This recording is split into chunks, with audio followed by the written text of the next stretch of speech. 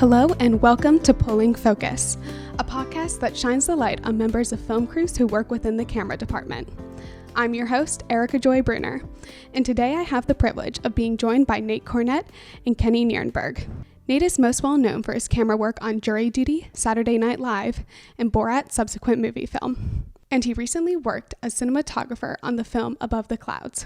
Additionally, Kenny is a camera operator who has specialized in using Steadicam. This is a camera stabilizing system that is used to capture smooth tracking shots. Kenny's Steadicam work can be seen in many popular TV series, such as The Dropout, Hawaii Five-0, and Glow. So I did miss about 50 to 100 of your other credits. Thank you both for joining me. How are you both doing today? Good. I feel good. Yeah. And then Nate was saying that you both know each other before this. So Yeah. What do you guys know each other from? Well, first the TV station at Pitt. Yeah. I think we met there. Yeah, and then we moved to LA. We moved in together, got a place together, along with John Hill. Oh, wow. Yep. Yeah, so it was me, Nate, and John all living in a three-bedroom apartment in Silver Lake. Yep, like 2007. It was a great building. Yeah, it was. Tularosa Drive. A lot of 622 Tularosa. Yeah, but yeah, we lived there for, God, it must have been A couple years. And then I moved out. I moved out too. Yeah, and then I left LA altogether and moved to the East Coast and was on the East Coast for another 4.5, 5 years, and then came back. So. Were you working as a camera operator out on the East Coast? Yeah. So when I took the Steadicam operators course in 2007, I think it was like October, and then from there I started building up my Steadicam rig. I was like buying like used pieces, and so like I literally would like buy the post, and then I like buy the gimbal, and so like I was piecing it together, and then by the time I built it up, the writer's strike has already. Oh yeah, that's when it started. Yeah. So I was able to like work on a couple little music videos and some like sizzle pieces and like quasi pilots that weren't even like huge budget, just like indie pilots. And then financially, I got into some deep waters and had to move back to the East Coast where my family was. So but I was able to, through a mutual friend of ours, Sam Kotler, fall into the reality TV space and did a whole bunch of reality TV shooting. And that was, that was a tough. But I had fun. I met some great people and put me where I am today. So. And I was working in post at the time. I was working as an editor, assistant editor, with John Paul Horseman, and worked on some weird Romanian movies. I think during the strike, I was working on this movie about dragons that fight each other. So that's what I was doing during the first strike. Could you guys talk a bit about what initially sparked your interest in film and why specifically you were drawn to cinematography? When I was a kid, I had an uncle in West Virginia who was in a movie. It was like this weird trauma, low budget B horror movie. This movie called Chillers.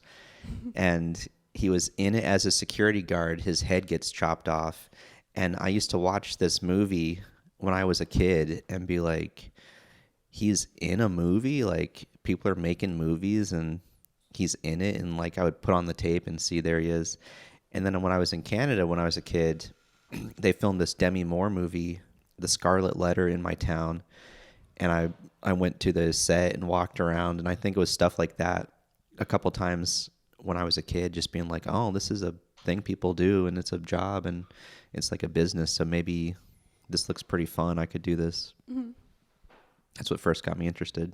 I'm a camera operator. I love cinematography. I really appreciate the craft. I've had to film a couple of times for my DPs, and I don't like doing it. You don't like being a DP? Yeah, there's something about it for me that just doesn't click the way camera operators. I'm pretty mixed right now between DP work and cam op work. Yeah. And camera operating is more fun. Yeah. It's the fun part without the boring parts, without the stressful parts. Political stuff. The political parts. Oh, yeah. So yeah, I mean the DP job is almost like a management job. Like it's a lot of meetings and planning and working out budgets and stuff like that. And a lot of prep. Like you'll spend weeks just prepping, meetings, emails, phone calls, Zooms. Yeah, Yeah, and so that's a big part of the job. And as a cam op, you just show up that day and you do the fun part, and you don't have to even necessarily read the script or know what you need to do. It's just like show up, do the fun part, get out of there. We're the last to come to set. Like our call time usually like the last call time on the call sheet, and we're like usually the first to wrap. I usually am the very first one in the van to leave when they call cut because you don't have to pack up. You just drop your stuff and say, all right, I'm heading out. Our camera assistants take care of everything for us. Like it's a really nice, low stress job. So like, cam op, I think, is the best job there is. I think that's a great job. Well, I wanted to say I saw, Nate, on your IMDb that I don't know if you would even remember this, but you worked on Screen Junkies and Phantom Uncovered. Yeah, no, I definitely remember that. I love that. That was a great job. Yeah, I did a ton of these Screen Junkies episodes with my friends, with Hal, the host. Yeah. We went to New Orleans together and hung out with Key and Peele. We went to England together to do some stuff with the Kingsman movie. So yeah, that was a really fun job. I loved working with those guys. Their stuff is really what got me into film. Yeah, they invented the honest trailer. Screen Junkies, they're still going. They're still making stuff. And occasionally I still do work with them on things. Could you guys talk about what it's like working on set within the camera department and like how much you're able to work with people in other departments? Oh man, that's like every day. As a camera operator, you're very much, and even as a B cam, like if you're one of the two camera operators on set, usually it's an A and B, you're talking to almost everybody on set at any given time. Well, I feel like my normal day is, no matter what time you're called, it probably is too early. And so you always start the day with a lot of downtime. So yeah, you do start the day just talking to every person on set. And then usually it's like 5 hours in is when there's something for me to do. So that's when you line up the camera, line up a shot, and kind of start the day. Is that how you think it goes for you? You're doing are you still doing a lot of B stuff, or are you getting into some A cam work now too? I don't even really know what the difference is. What would you say the difference is? A cam, B cam? So for me, from the shows that I'm on, A cam role kind of, I work a lot with like the DP, and they kind of leave me to help run the set while they're lighting and things like that. And so for me personally, like when I get to set, like I'll sit in on private rehearsals a lot of times because I always get like good tidbits and things like that. Private rehearsal is usually what starts the day off, and that's when the director and the DP and the actors all work together for the first scene that you're shooting for the day. So I like to just sit and be like a fly on the wall for that because I love to hear what the director's thinking for the scene. You really get to see kind of how they break it down and what they want the actors to do, and you get more familiar with the blocking. So I've worked on a lot of shows that don't have blocking. Oh, okay, yeah. I work on stuff like this jury duty and rehearsal and stuff like that, where it's more doc style. Yeah. It's like jump in and start filming. It's not really as much scripted shows that I'm doing. Yeah. I remember. Yeah, the because I did a couple mockumentary things, and yeah, it was like they want it to be more like docu style. So like you just jump in, but like from the scripted side of things, like it's a little more paced, and you kind of go in and you everything's already kind of there. And if you're working on a TV show, all the sets are built and stuff like that. So and you have big lighting grids above the sets and things. So a lot of lights are there. And yeah, I mean, yeah, well, I guess yeah. So my day kind of starts with like talking to a whole bunch of people because as the AOP, I'm helping push the setups along and making sure that both cameras are getting set up and getting the shots that they need to get. And then I'm helping run like second team rehearsals. So when the actors go off and they get ready for the scene, we have like stand-ins that are hopefully about the same height as the actors, and hopefully the same skin color too for the DP sake. And I'm helping like run the rehearsals with those people and making sure like we're not seeing any bad things in the background or catching any lights, or if I need a light moved, I can hopefully ask the gaffer to move it up a little bit. Usually it's grip equipment that I'm catching because like the grip equipment is usually the closest thing to the edge of frame. Working with like the AD department and like setting background members and things like that. So Yeah, I mean, I guess in my scripted world, yeah, I do interact a ton with like all these people. Yeah, I mean, I work on a lot of stuff that's either hidden camera or doc style or stuff like Tim and Eric, which is just all out chaos, like no rehearsals, no plan, just they're just like roll camera, and then you just start filming it, and all these old men who don't know how to act or just struggling, and you just film it. And so it's a little different, a lot of the stuff I do. Can you talk about the benefits and drawbacks of working on scripted versus unscripted films and TV shows? Well, they're so different that they're just totally different shows. It's like, and I think every show is different. It's every show you get into, it all kind of works differently. Is what it feels to me. It's like different people and just different styles, and so they're all so different. I mean, the stuff that I've been doing, which is more hidden camera, it's its own weird specialty of trying to do a whole film shoot without the cameras or lights or crew being visible to anybody walking past. So that's a whole bunch of challenges. I mean, the nice part about just a scripted show is you don't have to hide, which makes it easy for sound and easy for camera. Because this last year I've spent so much time like inside a wall or inside a van, trying to stay hidden. It's like every show is so different and every requirement is so different. All these different types of shows, but I really enjoy all these, the show, whatever it is, whether it's a cool scripted show or a cool unscripted show, they're all fun. I was gonna say your like physical wall of like hiding behind it, like because when I was doing a lot of reality TV, like we had to create a fourth wall that was like imaginary, right? Because like when you're a camera operator, you're not supposed to interact with these people on a unscripted show. So like for me, I would just have to like use a long lens and just try to be as like fly on the wall as possible. So yeah, for me, my experience is similar to Nate's on the reality show, but without the actual physical wall being there. So you just try to blend in so that they forget you're physically there and they can just kind of be themselves. Versus, scripted, where I'm very much involved in the process and I'm talking with actors and I'm talking with directors, and you're not just like someone to capture the moment. You're there to help tell the story and help embellish on whatever the actor or the director or DP's vision is. So I feel I love scripted personally a lot more than unscripted because I'm very much way more part of the creative process. Like a physical part of the creative process. Whereas I think with reality and docu, like you're still part of the creative process. You're kind of your own man or woman. You're telling the story however you want to tell it. Yeah, there's a lot of freedom. Yeah. Just to go off on your own and shoot stuff that you feel like and grab. You have to think of the edit, think of what shots we need to tell the story. That right there is like the biggest thing I got from working in unscripted too. That's helped me in the scripted world. Yeah. Is when if sometimes you're a one-man camera and you have to shoot a whole scene by yourself and be able to tell the story with one camera.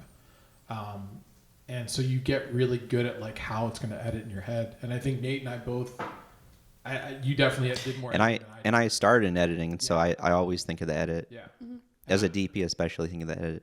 And I wanted to be an editor first. I did some editing out of school, but then I went to the camera a little sooner. So for me, yeah, editing, cutting, and how it's cut is always in my head whenever I'm shooting. So like working in docu and unscripted, you have to do that. You get so much of it. You can see so many situations that coming over to scripted now, I'm able to better shoot a scene and know how coverage needs to be and kind of eye lines and keeping the 180 degree rule intact and things like that. Like all that stuff was. Yeah, I think everyone should edit. I think if you want to learn film, like start with editing. Nate, when you've worked as a DP, are you involved at all in the post-production process? I'm not usually. I mean, sometimes color. Sometimes someone will send me a cut and just ask for notes or ask what I think. But for the most part now, if I work on something, once it's shot, I might never watch it again. That might be the last that I'm involved. Above the Clouds, I think I watched a rough cut and I went to the screening, but I wasn't really part of the post. For Above the Clouds, were you involved in like making the storyboard with John? No, we didn't have a storyboard. John had some shots in mind, and he had some kind of general ideas of what the style should be, but we didn't storyboard it. So we just talked about general ideas, and that was it. And then we just started shooting it. Is that common to not have a storyboard? I don't usually storyboard. I mean, anything I work on, I don't usually storyboard. I mean, that's kind of up to the director, and even making a shot list I think is good for the director to do. But on set, I usually don't refer to it. I think it's good to think about it and have it in mind. But then once we shoot it, I don't think we ever... The difference is commercials. I think commercials really stick to the storyboards. Yeah. But TV shows or short films or anything like that, we normally just forget about it once we start shooting. Yeah. I'd say storyboard, like they were saying, storyboarding on commercials 100%. Yeah. Like the clients, the agency, they all have like big poster boards on easels. Yeah. And they have all the storyboards, and when you finish like whatever shot it is, they cross it off. Because that's the only time I see storyboards is on a commercial. Yeah. And even on my bigger shows, like the only other time I've seen storyboards was for some elaborate like chase scene or some crazy kind of specific camera move that they had that helped me visually. But like Nate was saying, you know, even with shot listing, which is when the director and the DP get together the day or the night before and go over the scene and the shots that we need to physically get within that scene. So like wide shot, medium, tight, 2 pieces of coverage here, insert shots of like a hand grabbing a newspaper or something like that, right? But when you have that, like sometimes there's directors who will come in with the DP and you'll have that whole shot list. But like Nate was saying, like you start to shoot the scene and that shot list just gets thrown out the window because you're letting the scene dictate what shots you need next and what the performances are doing and what you need next. Yeah, I just shot a pilot for a scripted comedy thing a few weeks ago. And what we did was we did a location scout, and on the scout, the director said, okay, I'm thinking this and this, and I want a tracking shot like this. And so that was our shot listing, was just verbally on location. He told me what he was thinking, and then I would say, oh, what if we do it this way, this way? And so that's how we planned the shoot. And those are good for you, too, because then you can kind of see what equipment you need. Like if a dolly will fit the space, or if a dolly's not going to work, then getting a Steadicam in there, or like a Ronin, you know, some kind of stabilizing device, right? Yeah. But for me, it's hard to do it in theory. It's hard just to read a script and out of nowhere say, this will be the shot. Like until you're on the location and do a rehearsal, that's when I know where the camera needs to be. But just based on a script, I would say I have no idea. I'd have to see the space. I'm exactly the same way. Like if I'll read a script just to see what the story's about. Like I can visually in my head like be like, hey, cool, this shot. But like without seeing the physical space you're going to shoot in, and seeing the performances in that space, it's really hard to dictate exactly. You just can't tell. Yeah. You'd have to say, I have no idea. Yeah. I'd have to see. So I think for me, like when I get to a space, like the biggest thing that I do is I just like start scoping it out, and I like start looking at it from all different angles. So like during private rehearsals, I'll sit from like a little far back because I don't want to be as intrusive in the whole director-actor process in that moment. And like that kind of gives me my look on like, okay, this area and this area would be cool for wide shots. And then when we get into the marking rehearsal, I'll take either the director's viewfinder with like a lens that I'm thinking about, or there's an app called Artemis that replicates the field of view and the different lenses that we have access to for that day. And I'll take Artemis on my iPhone and start like looking at like tight shots and what backgrounds look good and things like that. So like Nate's saying, like without seeing the space, it's hard as a camera operator and a DP, I would think too, to really kind of tell the story until you're like physically there and you're letting all the environment kind of help you. Would you say that it's valuable to understand the limitations of a set before getting on it? Yeah, I don't usually think of limitations. I think anything the director wants to do, I'd always say, yeah, we could do that. So nothing's a limitation. There's always a way to do it. You can make a lot of things work. Furniture and chairs and consoles and TVs, all that stuff can be moved because you have people on set whose job it is to move all that stuff. So if we got into this room, and for the viewers that can't see what we're doing, we're in a square room that's about like 10 feet by 10 feet and a big circular table. You can move all this stuff to make your angles better within reason. So there is, we call it cheating. Yeah. You're cheating couches, you're cheating chairs. You can move stuff within reason that the viewer won't know that you did that. There's times where like when they're sitting on a big chair or a couch and we want to get a really like nice tight over, but that couch or chair is in our way, we'll put an actor on an apple box, physically remove the whole object that they were sitting on in the scene, put them on an apple box, have them sit on the apple box, and we can get our camera really tight and close in there. So we've physically removed a piece of the set away just so we can get in there. And that can happen in a room like this, like what we're in right now. Yeah, especially if someone knows how to do some VFX, there's always a way to do something. And sometimes too, like, because we on set, there's times where you're using zoom lenses, but other times you're using fixed focal lengths. And you always, when you're getting coverage, you always try to match whatever focal length you shot on side. So if you use a 50 millimeter lens to cover it this way, you want to put that same 50 millimeter lens on the other side and match the distance or within reason, get this similar frame size.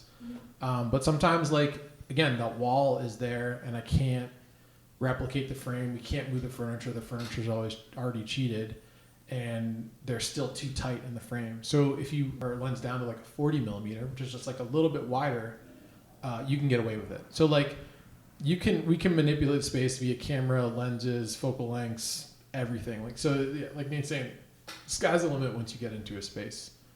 I hate shooting in cramped spaces. I don't know about you, but like apartments, like true apartments that you have to like put equipment into. Oh, I can't stand them.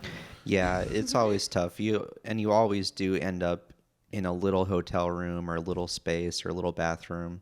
And so that happens all the time. I can't tell you how many times I've been like sitting on a toilet or like shoved into a bathtub or like our kitchens, like sitting on counters in weird ways and the weirdest stuff. I mean, you really, as an operator, you get yourself into some pretty hairy, weird situations. I mean, sometimes a limitation is just when a shoot's not properly planned and then you talk about how you wish you had a crane shot. And it's like, well, we don't have a crane, so we can try to improvise something, but really some planning would have solved this, or money. But if you don't have either one, so on set, like you're only as good as the tools that you have physically on set. So you have to make it work, and you have to tell a story somehow. And so, like Nate was saying, if you don't have a crane there, then you just have to figure out a way to tell the story that can replace the crane. Yeah, I did one time shoot a very cool but little no budget movie, and the director would always come up with these shots and say, okay, I want the camera to fly in from the sky and come down and go through the car window and round and around. And I would always say, okay, let's try to figure that out. And she would be like, well, I saw it on Goodfellas, why can't we do it? I'd be like, all right, well, there's a few reasons, but that's a limitation. And also, like, a lot of times too, those like big one continuous crane shots or Steadicam shots that we end up doing on set, like they all get cut anyways. So it's like they do these like long big moves and stuff like that, and then they get into, I mean, they don't know that they're going to get into the edit and like chop it up into pieces, but like usually if I do this like awesome crane shot where I like start up high and come down and then like push in, they like come to the edit, it's just like a wide shot from the high point. Yeah. And then like the last 2 minutes of pushing in. So like you always have to, and this is a good thing too. Like Nate was saying, you're thinking for the edit. You always have to remember too, there's usually 2 cameras capturing the action whenever you're shooting a scene. And you're also covering it from, sometimes 20 to 50 different angles, right? So you've got 50 different shots to cut the scene with. So you have to you can't be too attached to like making sure it's perfect. You have to kind of detach yourself sometimes and realize that like, they're not going to use my whole shot. I think it's good to go in with some optimism. Anything someone wants to try, I would never say no. I would always say, okay, yeah, let's try it. Can you guys talk about the significance of staying up to date with new technology and camera equipment? I mean, as a camera operator, I don't really need to know all that stuff. I mean, it's really all about a camera is a camera, and so it's nice if you're interested to keep super up to date, but cameras and lenses never change that much in their operation. It's all about the iris, the lens, the sensor. So I mean, some of my friends are really into the tech, but if you're not, then that's okay too. One of the things that really changed my thinking a lot was an interview with Roger Deakins, and someone asked him about technology, and he said, "Oh, I'm not very technical." And I thought, wow, that really takes the pressure off. And if Roger Deakins isn't that technical, like, okay, I guess I can think about this in a different way. I was gonna say, as a camera operator, a camera's a camera is a camera, and if it's a Red or an Arri or whatever newfangled cameras out there, like it's not so much a worry for us. Sometimes That's the AC's job. I'd say the biggest thing gear wise is not necessarily as a camera operator knowing the new tech that's coming out, but knowing the tools and the tech you have access to and what's going to come on set, whether it be a gear head, a remote head, working with a crane, working with your dolly grip, knowing how to move a dolly, proper fluid head operating. I mean, there's so many people out there who don't know how to properly move a fluid head, and you have to kind of like really show them how to like play with their drag and their counterbalance and all this stuff. What is a fluid head? Fluid head is just like a tripod head, right? So yeah, so we call them fluid heads or a head because usually we're not on tripods, we're on dollies. We have tripod legs, so we just call them legs on set, and we'll rather have standard legs or babies, which are different heights. And we'll use them accordingly for like a certain area or space calls for them. But a lot of times you're on a dolly, so we just call it like a fluid head. And the common one that we use is a 25-75 O'Connor. I personally, when I can and the budget calls for it, I love to use a gear head, which is your tilt and your pan are operated by wheels rather than actually like a fluid head that you're moving around with a pan handle. I like using gearhead because I just feel like the moves are nice and fluid. But that's not to say I use it all the time, because there are moves where... But a gearhead's not a new invention. No. It's been around forever. Yeah. So that hasn't changed. Yeah. So yeah, that's what I'm saying. So knowing the tools that exist currently right now, like way back in the 40s and early days, they were using gearheads to pan and tilt and move the cameras. I know some directors who are obsessed with cameras and know every spec and know every new camera. And I'll tell them, like, all right, you know way more about cameras than I do. I mean, right now the biggest changes in technology is with lighting. New lights are coming out like crazy. Oh God, LED. Did you go to Cinegear? Yeah, LED lighting has completely changed the way we light on set now. It's crazy. I just did a shoot with an LED ball. Yeah. It was cool. It was really cool. They have their own limitations. Like there's the difference between an LED wall and then what you like Mandalorian shot on the volume. LED walls are just like stationary images that don't move when you're moving the camera, right? So you have to... I just did an LED wall one that was hooked up to the camera, had a tracker, and so as you move the camera, it did shift. Okay, so that's like volume-esque. Yeah. That stuff's nicer because then you're not... Your perspective is when you're moving the camera, it's changing the perspective to match what would be reality. Versus sometimes we'll just shoot plate shots. So like there's times where you shoot like driving stuff. It's great for driving. Yeah. Like driving stuff works really well. Basically the way it works is they send a car out with a stabilized like 360-degree camera on it, and it'll just drive the street and just record high definition footage, and then you'll put it on these LED walls. The only thing is you have to dial into perspective depending on where your camera angle is. And when cars get too close to the cameras, like if you're coming to a stoplight and a car gets too close to it, like it gives away the gag. But when they were saying like the volume stuff, like that stuff is great because it's creating a false sense of reality. It looks real. I mean, if it's lit right and looks right, then it looks totally real. Yeah. So I think especially for driving shots, it's really useful. Is the LED wall easier as like a cameraman and a DP for figuring out how to light it? The lighting was tough. The shoot I did was tough because any light that spills onto the wall kind of takes away the contrast of the wall. Yeah. And so it was kind of tough to light. That was the difficult part to make it. The scene we did was, it was like an ancient temple. It was like a cave that this one was walking through. And so the lighting was hard. But I think even right now, there's a lot of new stuff coming out. I mean, we used some new ones on this Apple show that I worked on, and the LEDs emitted a pretty like heavy light, which kind of, you still had a light. Like my DP still had to throw out big lights and stuff like that, but you didn't have to put as much into the mix as like some of the earlier LED walls. But it's cool. It's really cool, this stuff.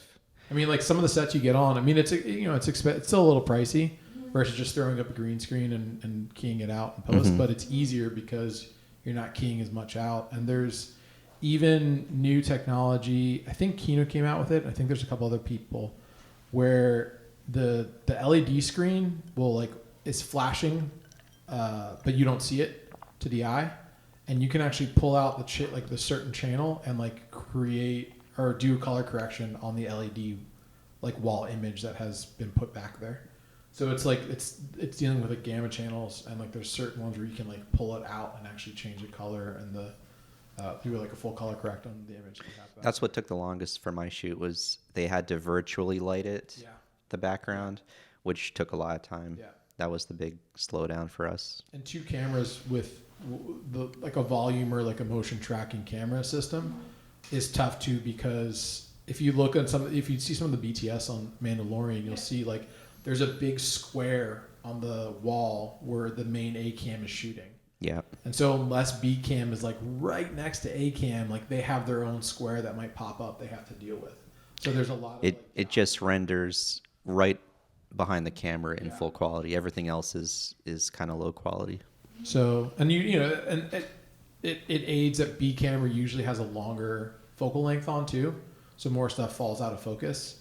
So that helps out a little bit, but it can get a little bit like, but it's the way everything's moving now. I mean, it's making location shoots way easier. You can make, spacescapes and deserts and far off lands so much easier, and so many, if you've got the money, and there's a lot of volumes that are popping up all around. The one thing I wanted to add about the gear with Steadicam specifically for us, for me, Steadicam was always a mechanical thing. It never had an electric assist to stabilize the equipment. It was just a mechanical gimbal with a bearing. There's electronics in the actual Steadicam, what we call the sled itself, to like power the camera and power your monitor and things like that. But for the most part, it was a traditionally mechanical thing. It's only within the last 5-ish years that they've created an electronic assist, if you will, to help us with our operating. A company, Tiffin Steadicam, the actual Steadicam brand, came out with this thing called the Volt that both Nate and I use now. And it really helps in age. You don't have to think about your horizon, right? You can just kind of set the motors on and it kind of holds it for you, and you really can focus more on operating and telling the story. So like, as operators, like it's rare that new tech comes out. This was the newest tech 5 years ago that came out, and so that's something that I had to get used to, because I'd been using a mechanical gimbal for up until 2019, and then I got the new gimbal. So once in a blue moon, I'll say there is tech that affects operators, but it's pretty rare. Yeah. Kenny, so you own your own Steadicam rig, yeah, right? We both do. Is that normal? Yes. Or why is it that you have to buy the rig? So that's like the question I asked when I first got into the business. You can rent it, but it's such a personal piece of equipment. We have this vest that we wear all the time. It's like wearing a pair of shoes. I always equate it to that. I have a vest that was created by this company called Pro. So it's a way more custom tailored vest. So there's 3 parts of the Steadicam. There's the vest, the arm, and the sled. All 3 of those become very custom tailored to the way you operate and the way you do things. I might do something completely different than Nate does. And so when I get to his rig or when I get to use his arm, it's something that feels foreign to me. So because it's such a personal piece of equipment that we use and we specialize in, that's why people, they're out there to rent. People can rent them, but it's better that you have your own because then you get acquainted with it. And I mean, you're so connected to the piece of equipment.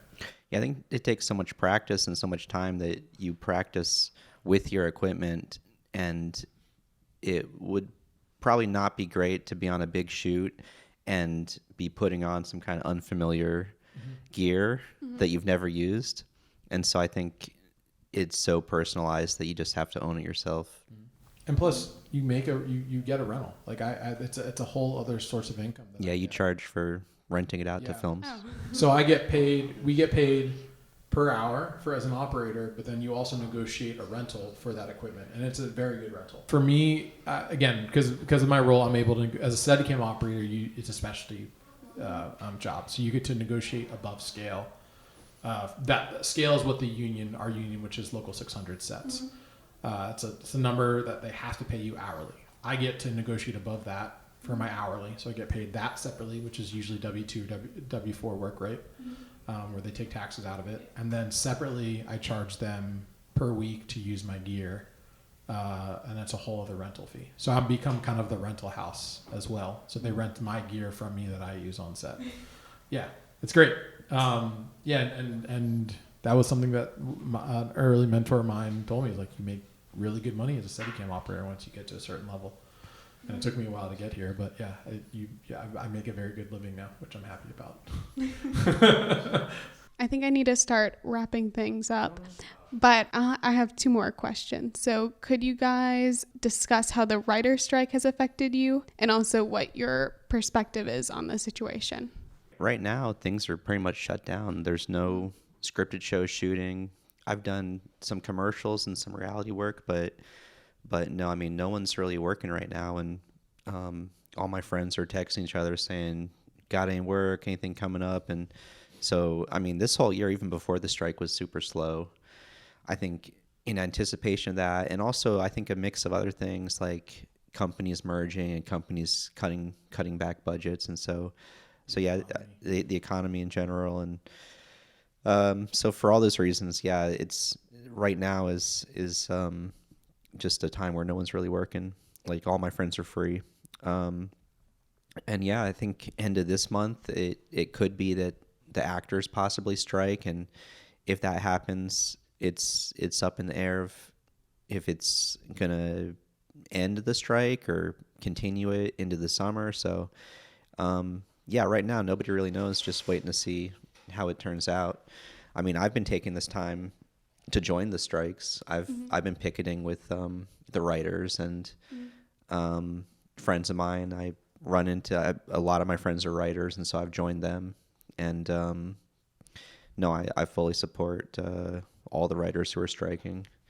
I think they should get what they deserve, and everyone else should too. So I think a lot of these companies want to pay people as little as possible. They want to take all the profits for themselves, not give it to the workers. So no, I'm in support of the strike, but it is too bad that we're having such a slow summer. Yeah, I was going to say there's a whole other scope that people don't realize, that there's crew people who are like production assistants or art department people, hair and makeup, craft services, all these people who are out of work right now too. So the strike doesn't only affect the writers, it affects a whole slew of people out there that are in our industry and below the line. Yeah. And it's starting to, I think it's eventually taking its toll. I'm pretty fortunate that I had a decent amount of work leading up to the strike, because I was able to store away some hours for health insurance and things like that. I lost my insurance. Yeah. I didn't get my hours. Yeah. So like, because you have, as a member of Local 600, which is our union, you have to qualify. You have to get 400 hours every 6 months, every 6 month qualifying period to retain insurance. And then if you work, over the hours, it gets stored in a bank and you get to use that stuff later. So personally, I was able to store enough away, but like right now, I mean, there's only, I know one show shooting in Oklahoma, and then I know one show that's potentially going to shoot in Thailand. But if the actors go on strike, both those shows shut down.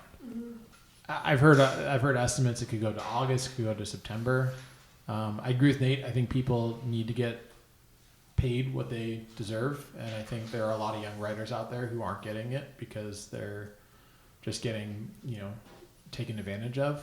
But there's also an element of we got to get back to work soon because it's gonna. I mean, we're coming out of a huge pandemic that like totally destroyed the industry as a whole. I mean, like it put a lot of people behind the ball. Yeah, there's a lot of work after that, but now we're coming into this another shutdown, which is now like totally just shutting us down. So I hope that negotiations can start again because no one's at the table right now, and so there's no progress being made, which sucks. So I personally think it's going to take both parties to kind of give a little bit. The writers are holding very firm on their demands, and the studios have billions of dollars. They've got the money.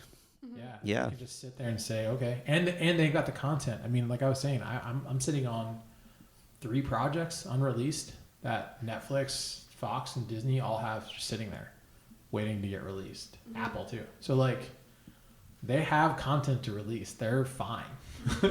And the general viewer, because of streaming, doesn't feel it like they did back in 2007 when like mostly it was network TV, because network TV shows back then were still shooting while the seasons were being aired. So by the time everything got shut down for that first strike, people literally didn't have content to watch on TV, which is why reality television became so popular back then. So I just hope there's a speedy resolution because I'd like to get back to work. I miss my friends. Yeah, I'm looking forward to things starting up again. So yeah, I hope this doesn't go too long. For my last question, I was wondering, what are your guys' hopes for the future of your career? My hope is just to keep it up. I've been really lucky with the shows I've worked on, some really fun shows, and so yeah, I'm hoping this year to do season 2 of some of those shows and just keep on going and keep working with my friends. Yeah, so I'm really happy with the stuff I've been doing lately. So I've also been getting into Steadicam, so I'm practicing that, working on that. But yeah, I'm really hoping just to keep it going. Yeah, I agree. I mean, I love the trajectory I'm on right now. I'm really happy being a camera operator and working on amazing projects. And every project I feel like I'm like, oh, this is the best project I've worked on, and I keep doing more. So I'm hoping to do it as long as I possibly can, as my body will allow it, because it is a very physical experience. Yeah. Yeah, I don't know. I mean, I've looked at potentially, making some kind of next step plan, which would be like maybe producing or directing, but that's many, many, many years down the way. I'm very happy moving a camera around on set, and I'll continue to do that until my back says you shouldn't do that. Yeah, me too. Well, thank you both so much for taking the time to talk to me. It was really a pleasure. Best of success to you both. Thanks a lot.